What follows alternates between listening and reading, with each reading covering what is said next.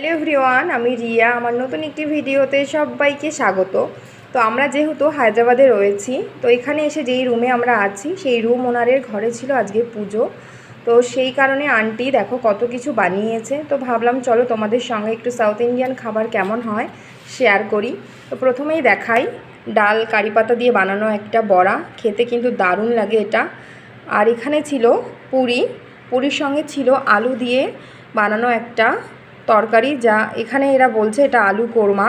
টকটক একটা ভাব আছে এর মধ্যে, টক দই দিয়ে বানানো হয়েছে। তারপরে রয়েছে একটা সিম টাইপের কিছু দিয়ে নারকেল দিয়ে একটা তরকারি, তার সঙ্গে রয়েছে এখানে আর একটা ডাল দিয়ে বানানো, সমস্ত সবজি দিয়ে একটা মিক্স ভেজ। আর এখানে সমস্ত খাবারই কিন্তু ভেজ আইটেম, আর সব খাবারের মধ্যে কিন্তু একটু টক দেওয়া থাকে। সাউথ ইন্ডিয়ান খাবার মানেই বেশ টক। তারপরে ছিল এই যে সাদা ভাত, আর লাস্টে ছিল একটু সুজি আর গোলাপ জামুন। তো কেমন লাগলো আমার এই ছোট্ট ভিডিওটা কমেন্ট করে কিন্তু জানিও।